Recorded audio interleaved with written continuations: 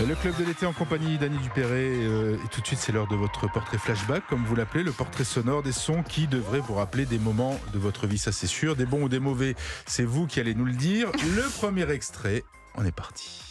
Ma mère vous prie de l'excuser, elle m'a envoyé pour vous faire patienter. Dès ta première visite, j'ai compris qui tu étais. Comprenez-vous?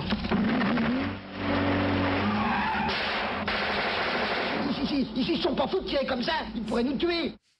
Est-ce que vous vous souvenez de Sous le cygne de Monte Cristo? On parlait des années 68, donc l'un de vos premiers grands rôles au cinéma.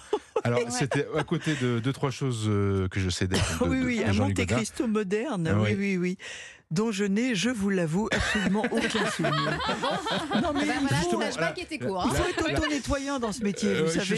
Je comprends bien. D'ailleurs, j'avais une première question subtilement écrite. Vous gardez des bons souvenirs? Non, donc, mais ni des mauvais, donc j'ai l'impression. Non, rien. Rien, très bien. Bon, on ira quand même le voir, ce Edmond Dantès moderne. Ça doit être une curiosité. Je sais pas, oui, peut-être, je sais pas. Oui. Est-ce que vous aimez regarder vos films d'ailleurs ou pas du tout? Non, on ne regarde pas. De temps en temps, j'en ai revu un ou deux, effectivement, qui m'ont surprise d'ailleurs. Ah ouais? Qui m'ont surprise en bien. Ah. Ou en catastrophique. Faut bien le dire. Et vous arrivez à tenir jusqu'au bout quand c'est catastrophique ou pas?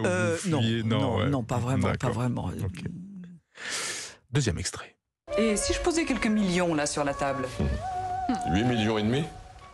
Mettons 10, soit 1 milliard de centimes. Vous avez? Sous 48 heures si vous le désirez. Non, je vois que vous vous demandez hold-up ou loto. Non, j'ai fait très jeune ce qu'il est convenu d'appeler un beau mariage. Notez que j'ai pas dit un bon mariage.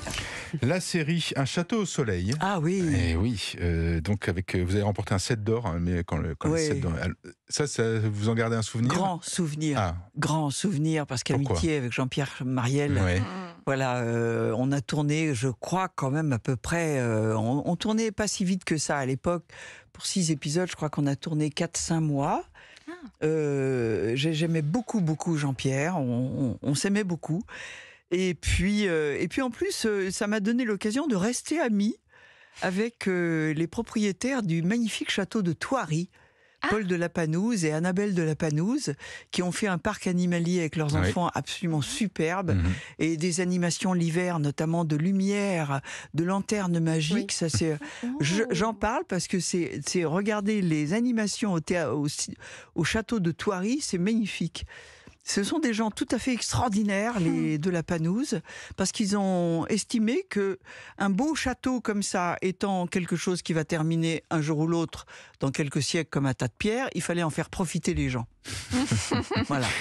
Un château au soleil, et après vous avez fait Une famille formidable. La télévision, ça reste quand même des grands souvenirs? Une famille formidable, c'est plus qu'un grand souvenir. C'est un miracle. Dans quel sens? Dans quel sens Je l'ai beaucoup raconté, mais je vais quand même encore leur dire. J'étais en train de finir d'écrire mon 3e livre, qui était le plus dur à écrire, celui sur la mort de mes parents, Le voile noir. J'étais dans un tel état d'émotion à la fin de l'écriture que, je vais vous dire un détail, ça peut sembler un détail drôle, mais ça ne l'était pas sur le coup. Je m'étais fait un fil autour du cou, comme ça, comme un sautoir, avec un rouleau de papier chiotte, parce que ça m'évitait de chercher les Kleenex tellement je pleurais. J'avais mon rouleau à disposition en sautoir, voilà.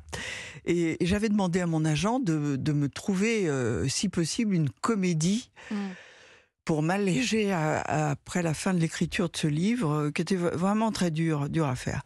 Et au mois d'août, elle m'appelle en me disant « Ah, tu voulais une comédie? Figure-toi, quand on propose 3 fois 1h30. » Moi, j'ai dit « Vu l'état de la bête, faudra bien ça. » Et elle me dit « Ça commence tout de suite. » Et là, j'ai dit « Ah non. J'ai promis de rendre mon livre, tout mon texte, le 15 septembre, au plus tard, parce qu'il y a une mise en page avec les photos de mon père. C'est compliqué. 15 septembre. Elle me dit « T'as de la chance, ça commence le 16. » Et ça ne s'arrête pas là.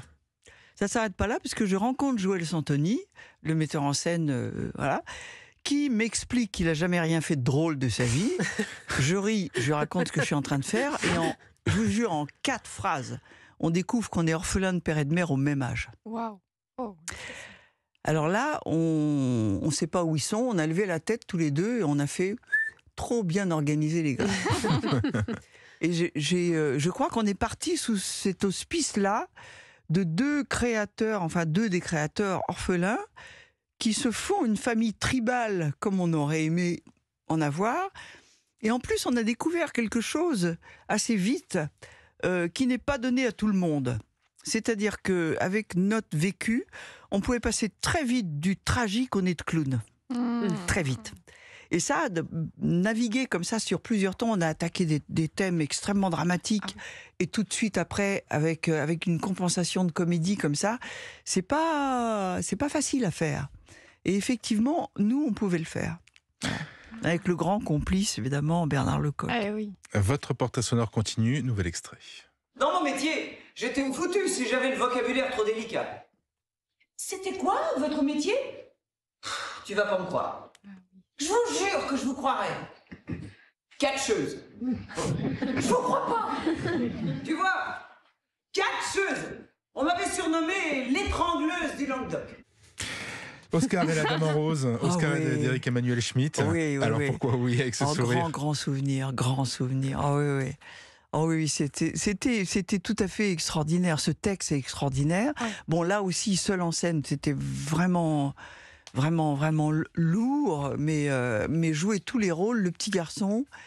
Éric Emmanuel m'avait dit, quand il m'avait proposé la pièce il y a une vingtaine d'années, je crois, elle était censée être très âgée, la Dame Rose. Alors je lui ai dit, mais c'est Danielle Darieux qui l'avait jouée, c'est une très belle actrice aussi en Belgique, je ne sais plus comment elle s'appelle. Et je lui ai dit, mais pourquoi tu me le proposes à moi, qui suis en principe trop jeune pour faire cette Dame Rose? Et il m'a dit une chose formidable. Il m'a dit, j'ai eu des merveilleuses Dames Roses, mais avec ton histoire, telle que je te connais, je suis sûre que je vais voir mon petit garçon pour la première fois. Voilà. Et il a eu raison parce que j'étais d'évidence l'enfant. Et puis j'ai ramassé quelques trucs pour faire une Dame Rose. Mais Merci pour toutes ces confidences, Annie Dupéré. Dans un instant, l'invité média Kid Ismail, on va parler de Drag Race France. A tout de suite dans le Club de l'été sur Europe 1.